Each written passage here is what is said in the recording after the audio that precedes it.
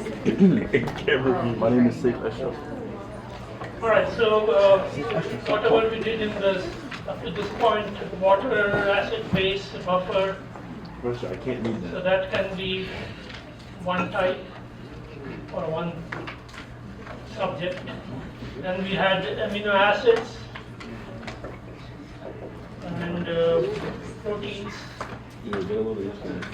Proteins in general, protein structure. So that's another topic. And we did a few proteins in more detail, like collagen, myoglobin, hemoglobin.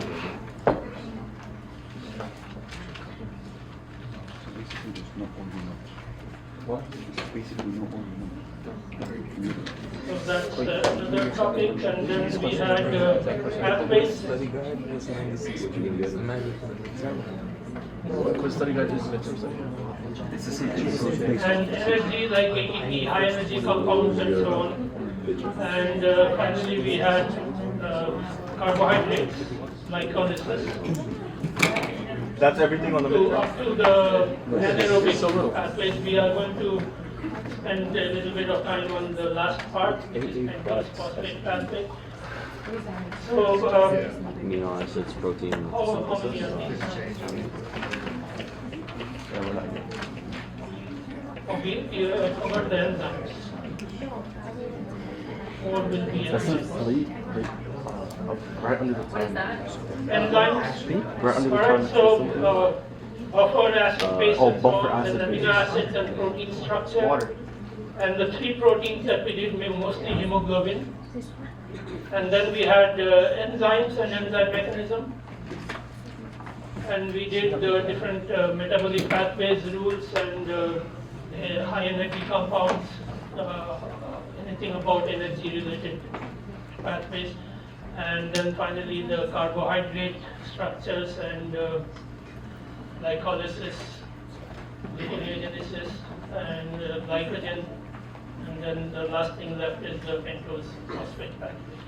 So because there are 6 types, there will be a total of 50 questions plus 3 bonus questions. Good enough? For 1 hour, 50 minutes. Right? And, Number 6 is like carbs, like glycolysis and all of that. yeah, so some of them have more material than others. Okay. So let's do it this way. So 6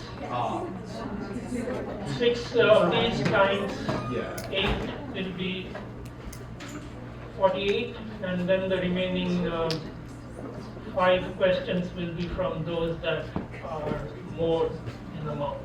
We spend more time on them.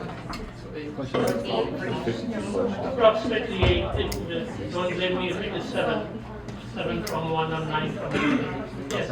On exam soft, will you be giving us a pKa table? What happened? Will you be giving us a pKa table or not? You are not required to memorize anything, so if anything is needed, it will be given. There will be no calculation, so you won't have access to the calculator. There is no need for a calculator. If there is any equation, the question will be for the equation itself, like let's say the pKa. How do you calculate pH from pKa? If you know the formula, that formula will be part of the options. Or if there is a pKa that, if the pKa is provided, let's say the real pKa is 4.76, that will make it more complicated, so I'll make it 4.5, so that you know the difference from 4.5 to, let's say, 6.5. So, in other words, you won't need a calculator, if you know what you're doing. If you ever think that you need a calculator, that means you are not approaching the proper way.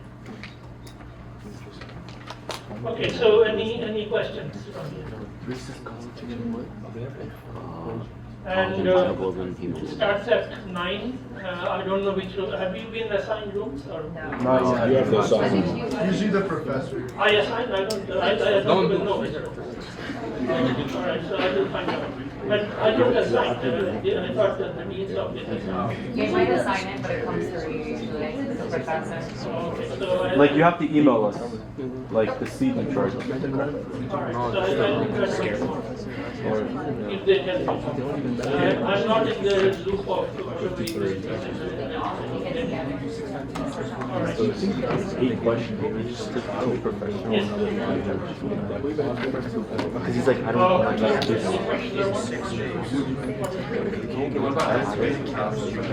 Oh yeah. Don't get 100 on the quiz. He's ready in contract. Right, so all the others are PK is around 68, they are present and the probability is more. It's around, so it's just so histidine has 2 nitrogens, one of them will have a hydrogen, and that's why it can be a hydrogen donor as well as a hydrogen acceptor. So histidine is the most wrong answer here because it is present as acid base in numerous enzymes. Because the reason is histidine has 2 nitrogens, one of them has a hydrogen. And so the other nitrogen can accept a proton and this nitrogen can donate. Right? So it acts both as an acid or base. Whereas the other ones can be either acid or base, like glutamate and aspartame, they are always present as CO1. Arginine and lysine, they are always present as NH3+. So they can only be proton donors. Aspartate and glutamate can only be proton acceptors. Histidine can be both. That's the only amino acid that can be both. At around neutral pH or above. And tyrosine, it's one of the alcohols. So as we know, alcohols have a pK around 15. Tyrosine has much lower because it is an aromatic ring. So it is a stronger acid than, for example, ethanol. But still, it's not in the range of doesn't give you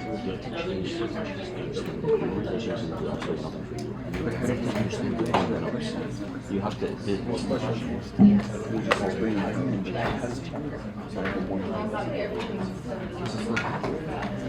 No, it's not. Which one is it?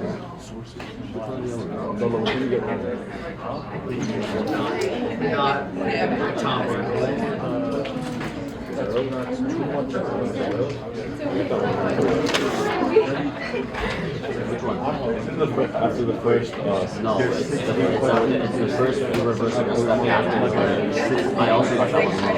I remember. No, there's 8 questions about the muscles are used under.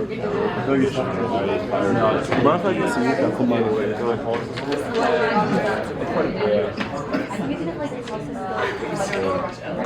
See, like, you didn't have to do this.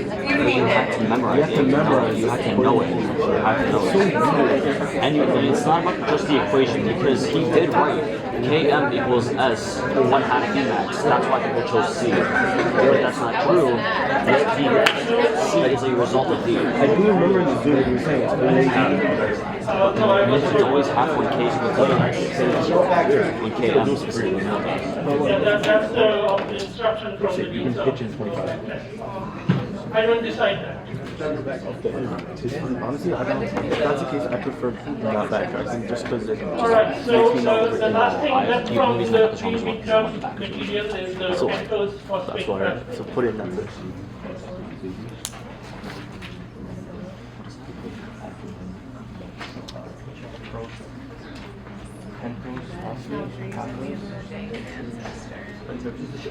And the dean's office said that just so because your board exams are like that, so they want to keep the midterms there. Alright, so one thing about the first committed step in glycolysis is not step 1 because the glucose 6-phosphate that is formed in the first step participates in many other reactions. There are many branches that take place from glucose 6-phosphate. And some of them, one of them we have actually seen we can use glucose 6-phosphate to make glycogen. The liver uses glucose 6-phosphate to remove that phosphate and then transport it to the blood. So glucose 6-phosphate really has other pathways besides glycolysis, and that's why the step 1, although it is an irreversible step, it is not the committed step. The committed step is the third one, going from fructose phosphate to fructose 1,6-phosphate. You talked about yesterday talking about creating 2,3-BPG as a side product, or not side product, but as a branch, but that happens after step 3. Which BPG? 2,3-BPG to inhibit hemoglobin. Oh, the hemoglobin, that's after step 6. Way down. But isn't it a branch? So It's a branch, yes. So why would step 3? It only happens in the red blood cells, so they have a special case. And it only happens when you need the BPG, it's not all the time. So yes, there is a small amount only in the red blood cells that is branched out to make 2,3-BPG. But otherwise, step 3 is the first committed step in all other cell types, and also in the red blood cells because that branch is very small in amount. So another reaction that glucose 6-phosphate can undergo is the pentose phosphate pathway, and we are not going to, as I said, there will be no drawing of structures, but there may be some structures given, but that will not be, you're not really required to know these structures, except for, let's say, glucose. The simple ones I already mentioned. How do you know what is glucose? Right, so the right, left, right, the chair structure, all of them are in equilibrium position. So you should be able to tell that. Besides that, most of the structures that we have drawn till now, most of them you don't need. You should have a general idea about the amino acids, what type of groups they have, hydrophobic or long chain, short chain, something like that. Basic ideas, but you are not really asked to draw a structure.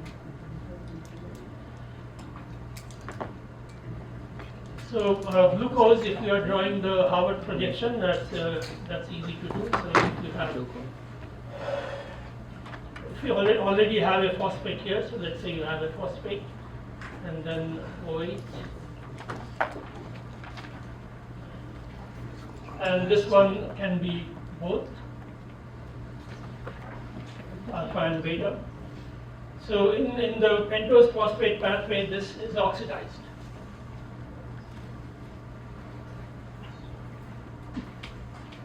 And the oxidizing agent here is a molecule similar to NAD, which is NADP. And in the same way, the reduced form is NADPH. In general, NADH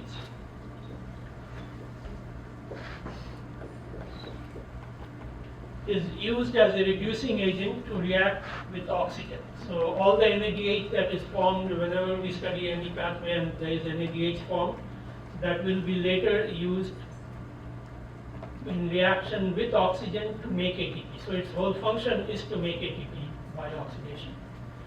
Whereas NADPH is also a reducing agent. What is the P? It has one extra P on the ribose. So remember, this is nicotine adenine dinucleotide, so there are 2 riboses. So there is a phosphate on the extra phosphate of that. So that's why it's NADP. But the properties are the same of NAD and NADP, or NADPH and NADH. They are similar, and just like NADH, NADPH is also a reducing agent. But the cell has differentiated the two to use NADPH for all reactions that require a reducing agent except reaction with oxygen. So NADH is only used for reacting with oxygen later and give you energy in the form of ATP. And NADPH is used for all other reactions that require a reducing agent. And the purpose of this pentose phosphate pathway is to make this NADPH, because there are so many reactions that require a reducing agent, and NADH will not be used in those or any of those cases, except for the lactate dehydrogenase that we saw, because it goes back and forth. It's the same enzyme catalyzing both reactions. Other than that, all other reactions using a reducing agent will be NADPH, and the purpose of this pathway, one of the purpose of this pathway is to make NADPH. And the first thing, in the first step, that is what happens. So NADPH NADP is converted to NADPH. And this, of course, this is the anomeric OH, that's the one that's most easily oxidized, so that will be oxidized.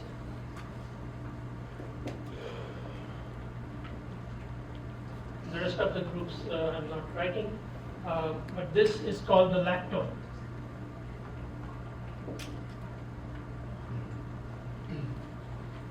Right, what is the lactone? It is a cyclic ester. So this is an ester linkage and it is the cyclic form. And this is where you make your NADPH. So the rest of the structures we are not going through, but this will give you, then this will be hydrolyzed. And in the next step, again, there will be another oxidation step.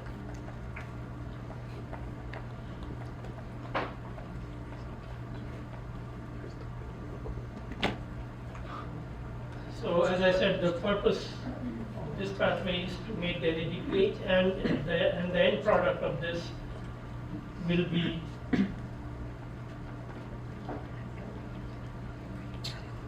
ribulose, which is a C5. Right, so you're starting with the C6, which is glucose, and you're ending with the C5. So obviously, a carbon dioxide has to be released. So this step here will release a carbon dioxide. All right, so the other structures we are not going into the details of. It's not very difficult. This is the water. This is the hydrolysis reaction followed by another oxidation, and then the carbon dioxide is released, and you get this C5 compound, which is ribose. The ribulose can be converted to ribose. They are the aldehyde and ketone forms. And what is ribose used for? It is used for all the nucleotides, right? So the cells need the nucleotides. Cells need energy as a reducing agent. For all their energy needs, the reducing agent will be NADH, which will be oxidized later but with oxygen. For all other reactions that need a reducing agent, it will be NADPH. So these are things that the cells need, and also the ribulose, which will be again converted to ribose, so that also it needs. So this serves two purposes, two end products, NADPH and ribose, both of which are needed, but they may not be needed in the same amount. Yes? So you said NADH is a reduction agent for what? For reacting with oxygen, which we will study. So all the aerobic reactions we are going to study after the midterm, which means it will be after the midterm, but we are going to study it before that. So two things, this is one product, and this is a C5 ribose is another product. Both are needed, but they may not be needed in the same amount, and all cells don't need to make DNA all the time or RNA all the time. So it depends on what the cell needs. But the need for the NADPH is usually more than the need for the ribose, but they are both made in this pathway. So what do you do with the excess ribose? So this part of the pathway is all the way from here to here is the oxidative state.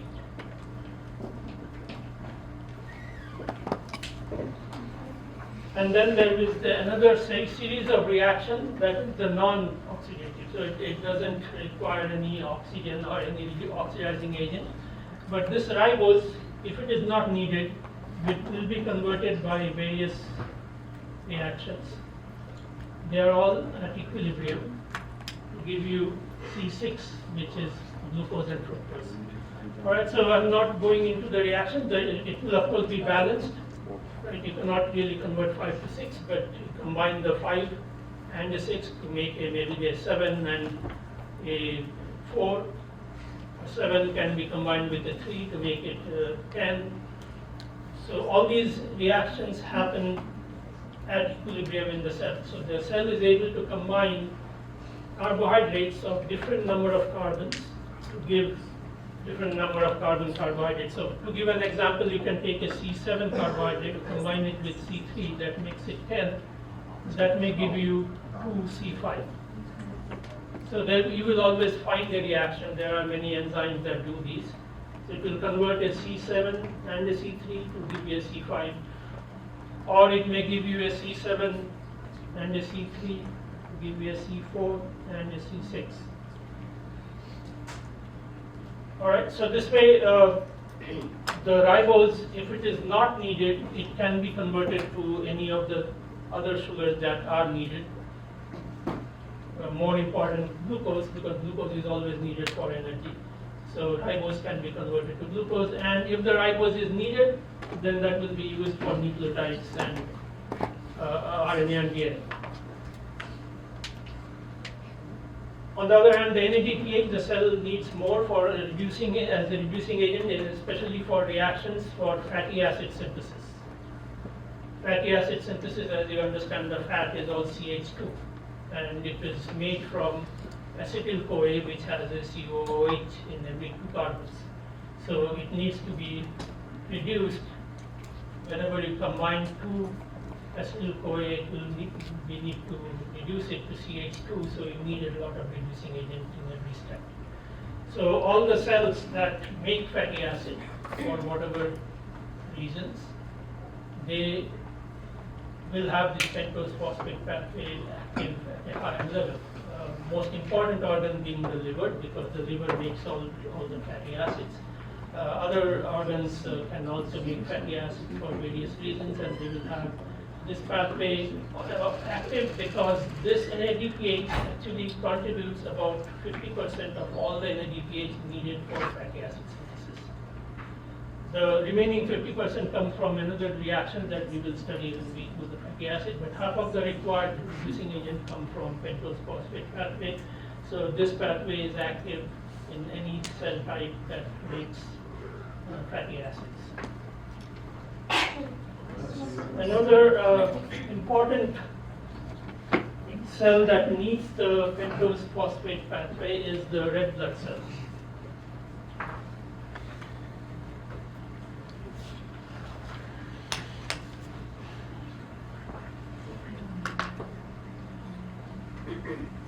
Before we go to the red blood cells, again, because this is pharmacy, and you're concerned with diseases or deficiency of genes. So let me draw the structure again of the glucose 6-phosphate.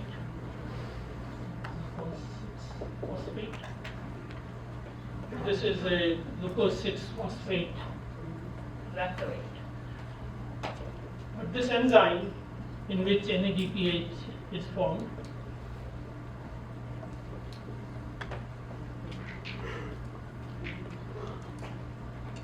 so what will be the name of this enzyme? So this is glucose 6-phosphate dehydrogenase.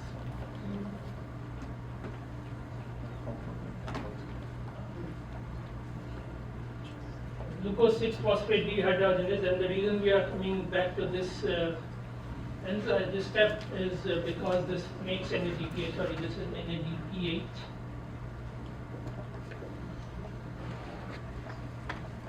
And NADPH is needed for, as I said, we will talk about it by the red blood cells. And if anyone is deficient in this enzyme, then their red blood cells will lyse because they need the reducing agent all the time. If you don't make the reducing agent, then the red blood cells break open because of oxidative damage, and that leads to anemia. So deficiency of this enzyme will lead to anemia, and there are people who, this is in the gene, so if you don't have the gene or have only one copy of it, then you are deficient, and most of these deficiencies are usually in Asian countries, African countries, Middle Eastern countries. There are more people with deficiency of this particular enzyme. Alright, so deficiency causes anemia, and why is that? Because NADPH, besides being a reducing agent for the fatty acid synthesis, it is also required by the red blood cells. And the red blood cells, as you know, they are in the oxygen environment, and they will produce side products like hydrogen peroxide, which is toxic for the cell. Any peroxide is toxic, it will break open the cell, it reacts with the cell membrane, it can convert the ferrous to the ferric. Remember, hemoglobin has a ferrous ion there, it can convert it to the ferric, and if it converts to the ferric, what is that? What hemoglobin is that? That's called met hemoglobin. They explained that's what makes it brown in color. Right? So met hemoglobin. So that can iron can be oxidized to ferric form. So any of these things happen, whether the membrane is broken of the red blood cells or the iron is oxidized, that will make the red blood cells ineffective. And eventually, because of the membrane damage, the cells will lyse, and that's the cause of the anemia resulting from lack of NADPH. So what does the NADPH do? It's a reducing agent. It doesn't really react with the hydrogen peroxide directly, but there is another reducing agent that reacts with hydrogen peroxide first, or other peroxides that may happen because we are aerobic organisms living in presence of oxygen. We always generate these side products that are toxic. So that molecule is called glutathione.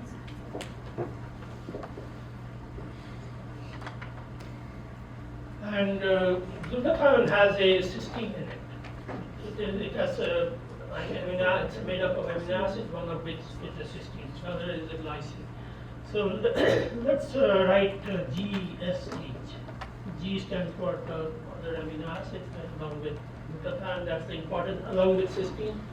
So the SH is important, that's what makes it a reducing agent. So glutathione is often written as GSH. If it reacts with any toxic oxidized product, let's say peroxide, then the glutathione will form a disulfide linkage.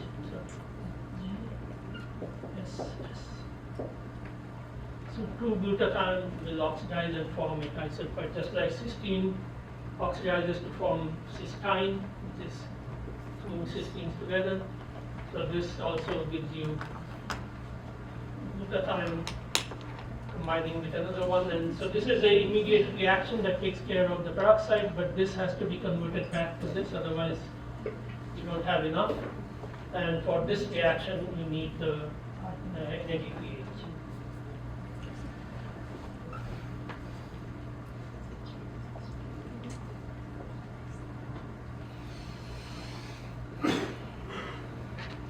So without the NADPH, the glutathione cannot be converted back to the reduced form, and then the cells, the red blood cells will lyse.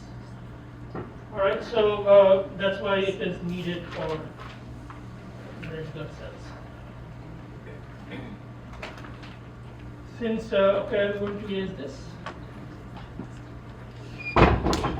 Since we are in the chapter on carbohydrates, so let me just summarize all the things that we did related to blood glucose level. So if you measure the glucose level,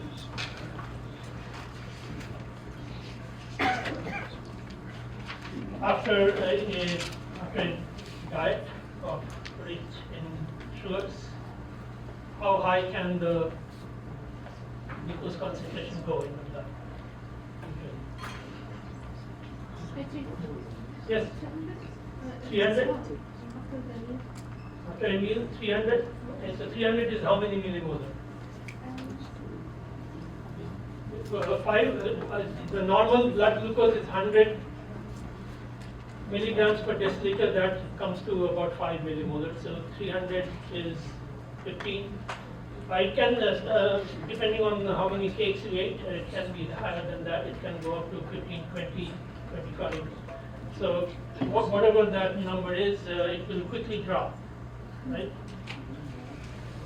Because of the insulin on the membrane of the cells that takes in the glucose. So even if it went up to 30, 40 millimolar, it will quickly drop down to about, so here is your 5 millimolar, let's say, and it drops below that, but you cannot let it drop below that. So at that point, some point when it is in the process of dropping below that, you need to generate more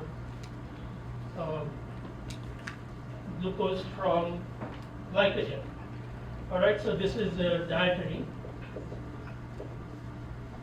and this is coming from glycogen. and that will keep you in this range for maximum of 24 hours, and then it will drop down from the glycogen. So this is about, coming up to here will be maybe 4 hours after a meal, and this is about 24 hours. Your glycogen will be used up. And so at some point when it is coming down below 5, you need to make more, and so you get more glucose made, and that is made by gluconeogenesis.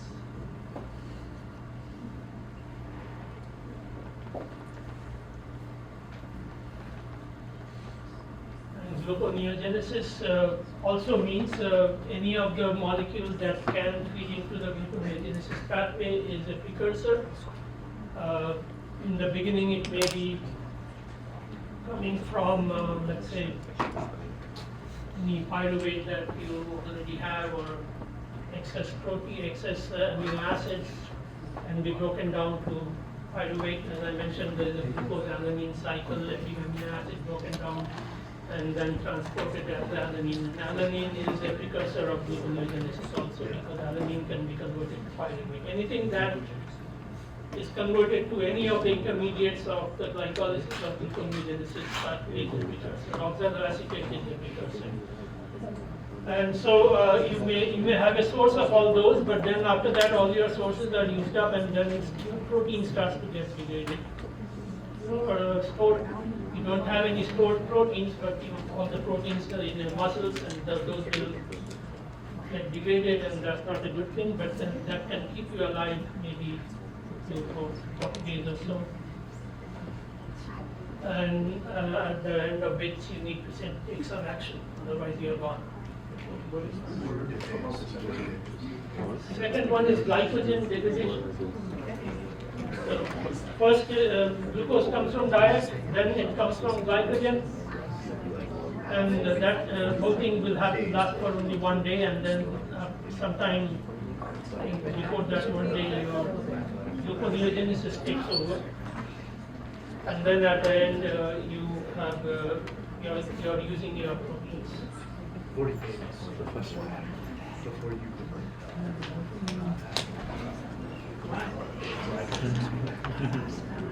Alright, so as I said, we are going to continue from here, but this material will be in the final, not in this midterm. And everything to this point is this is not what happens to the pyruvate? Does that as well? No, this is Can we start here? Can we just stop? Just out of courtesy. Alright, as I said, anything aerobic, citric acid cycle is aerobic, so yes. You said it's 40 days, we store up to 40 days. In that range, you may be stronger and a little longer. Time when people start to waste their proteins and muscles is around that time. After that, you are gradually losing your proteins.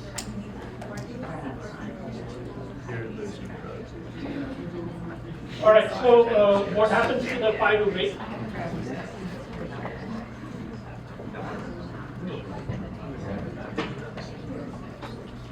It goes to the citric acid cycle, but that's not true. It doesn't really go to the citric acid cycle directly. There is another step before that, and everyone tries to name a cycle and a pathway and everything, and they forgot to name this extra step before you enter the citric acid cycle. So from glycolysis to citric acid cycle, there is an important reaction, and it doesn't belong to any pathway. So we are not going to name that pathway.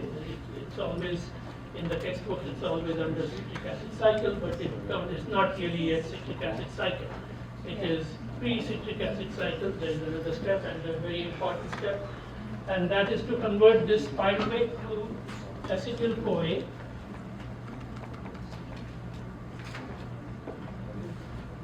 So acetyl-CoA obviously means you are converting to 2-carbon compound. So 1 carbon will be lost, and So CH3, CO, SCO. So this is a thioester, acetyl-CoA. Thioesters, as we saw before, are high energy compounds, right? And you may have this question, I don't know. Why is it a high energy compound? Because the p orbitals are of different size, they don't overlap, so they are not stabilized. And there is a lot of thioesters throughout the rest of the whole of fatty acid synthesis and citric acid cycle. This will come up again and again. Now, so this needs to be decarboxylated, so one carbon dioxide needs to be removed, and this is a alpha keto acid. Right, keto group, and keto group is at the alpha position from the carboxylic acid, so it's the alpha keto acids.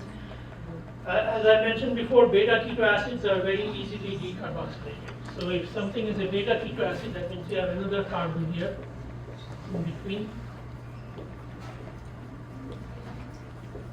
If you have the double bond at the beta position, the oxygen, then this electron goes here, this electron goes here, and this electron goes here.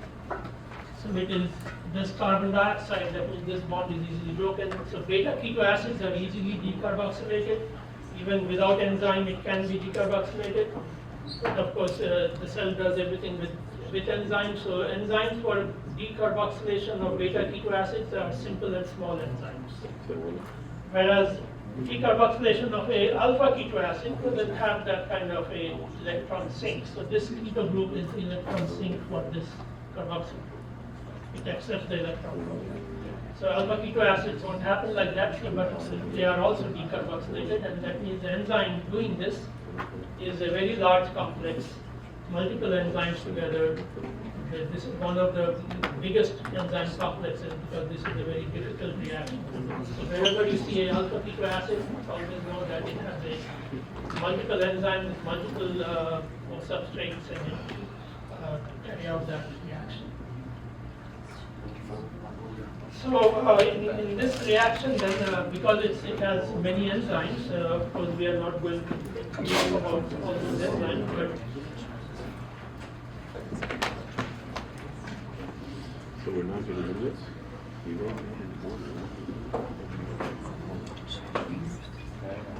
so remember the pyruvate is in the cytoplasm.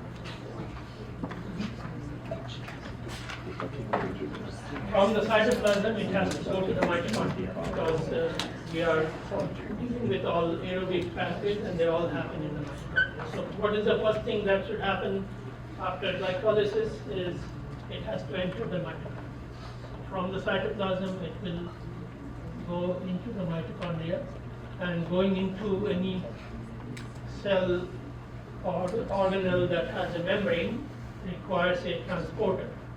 So the pyruvate will go through that transporter into the